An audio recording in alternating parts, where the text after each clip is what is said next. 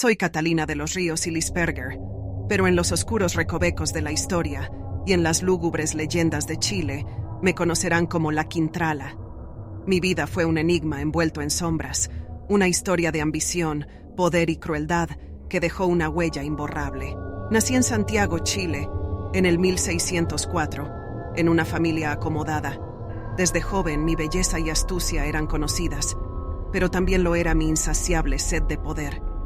La ambición corría por mis venas como un veneno letal, y no había límite que no estuviera dispuesta a traspasar para alcanzar lo que deseaba.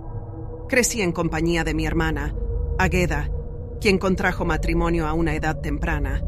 Su partida de la casa familiar dejó un vacío que pronto sería llenado por un destino funesto. Nuestra historia familiar estaba manchada por un oscuro legado. Se decía que la maldición de la crueldad y el homicidio fluía por nuestras venas. La sombra de la maldad se remontaba a mi abuela, María de Encio, una mujer que asesinó a su esposo y era conocida por sus habilidades en sortilegios y pactos diabólicos. Mi madre había sido acusada de intentar envenenar al gobernador Rivera y de haber infligido azotes mortales a una de sus hijastras. La violencia y el caos eran una herencia que se transmitía de generación en generación. A medida que crecía, mi depravación y crueldad se acrecentaban. Mi abuela decidió tomar medidas extremas para ponerme bajo control.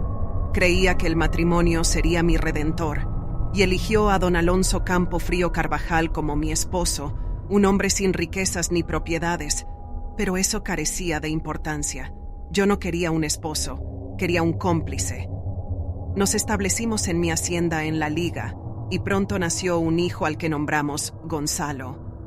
Pero la muerte lo acechó en su infancia, antes de cumplir los 10 años.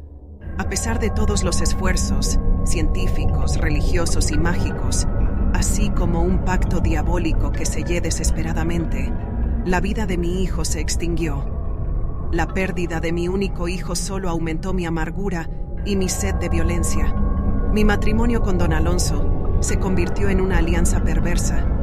Él compartía mis ansias de riqueza y poder, y juntos nos embarcamos en una serie de actividades turbias para alcanzar nuestros objetivos. En mi hacienda yo reinaba como señora y verdugo. Los criados eran víctimas constantes de mis caprichos sádicos. Azotes, torturas y humillaciones eran su destino cotidiano. Mi risa macabra resonaba por los pasillos de la mansión mientras sus lamentos llenaban el aire. Mi apetito insaciable no podía ser saciado solo con violencia. A lo largo de los años, acumulé tierras, propiedades y fortuna a través de métodos corruptos. Sin reparos utilicé mi influencia para extorsionar hasta convertirme en una de las personas más ricas y poderosas de la región.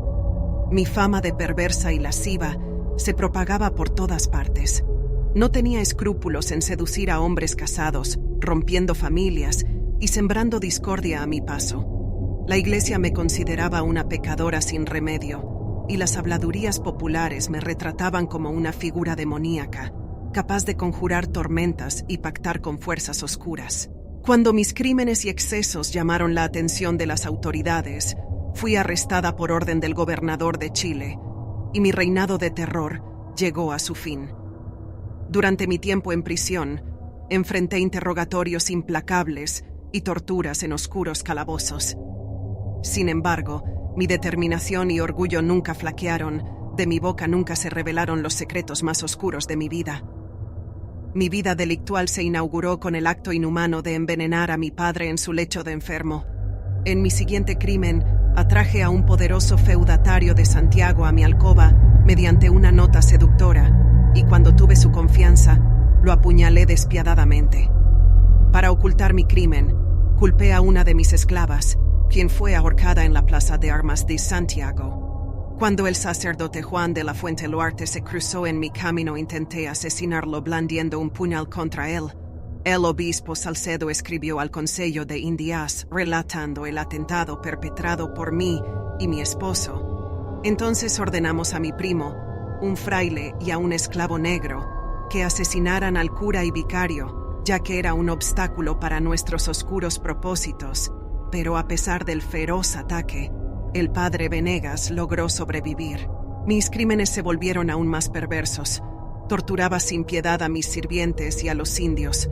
Cortaba las lenguas de los hombres y los pechos de las mujeres. Niños, ancianos, doncellas, capataces, mujeres y pastores, todos cayeron a manos de mi sadismo. Esta maldad se intensificó a medida que envejecía y la violencia se convirtió en una parte arraigada a mi ser. Una vez, cercené la oreja izquierda de don Martín de la Ensenada, uno de mis amantes, como castigo por un desliz. Asimismo, mandé matar a un caballero de Santiago después de una cita amorosa. Ordené palizas brutales contra civiles y eclesiásticos que se atrevieron a oponerse a mis designios. En un acto de despecho y venganza, después de sellar un segundo pacto diabólico, llamé a don Enrique Enríquez, caballero de Malta, un antiguo amante. Le pedí una cruz a cambio de un beso, pero al negármela, lo golpeé furiosamente y luego lo apuñalé. Asesiné a Ñatucón Getón, un niño negro. Lo hice a palos durante un arrebato de ira repentina y mantuve su cadáver sin sepultura durante 15 días. Y mientras el juicio en mi contra continuaba, cometí el asesinato de una mulata, una esclava ajena. Con su muerte, elevé a 14 el número de víctimas conocidas de mi siniestra trayectoria desde mi primer crimen. Curiosamente, y a pesar de mi larga lista de crímenes, he trascendido y dejado huella en la historia de Chile por otro hecho, la leyenda del Cristo de Mayo. En los sombríos pasillos de mi mansión, una escultura religiosa del Cristo de la Agonía encontró su lugar. En una ocasión, mientras azotaba a uno de mis peones, noté que la imagen religiosa me observaba con ojos tristes y compasivos. Tal insolencia me indignó. En mi furia, ordené que la escultura fuera arrojada por una ventana de mi casa, alegando que no soportaba a hombres que se atrevieran a mostrarme mala cara en mi propio hogar.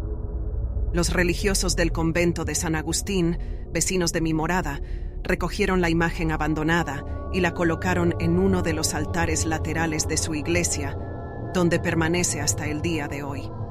La leyenda también habla de un oscuro pacto entre yo y el Cristo de Mayo. Acusada por los numerosos delitos que cometí, le prometí al Cristo que, si me salvaba de la prisión, encendería 2 velas de 1 libra todos los días de mi vida en su honor. Cuando fui absuelta de las acusaciones, cumplí rigurosamente mi promesa. Algunos dicen que fue un pacto con el diablo, que sellé con la imagen sagrada como testigo mudo de mis pecados. Mi vida llegó a su inesperado y misterioso final a la edad de 61 años. Temida, mitificada y despreciada en vida, viví mis últimos días en soledad, en una propiedad contigua al templo de San Agustín, en Santiago. Mi muerte fue un acontecimiento que dejó una profunda impresión en la gente. A pesar de mi vida de excesos y maldad, mi funeral fue fastuoso, un último acto de extravagancia que caracterizó mi existencia.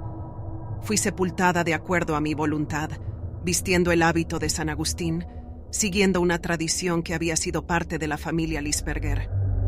Mi lugar de descanso eterno se encuentra en el templo de San Agustín, pero hasta el día de hoy nadie sabe exactamente dónde yace mi tumba dentro del templo.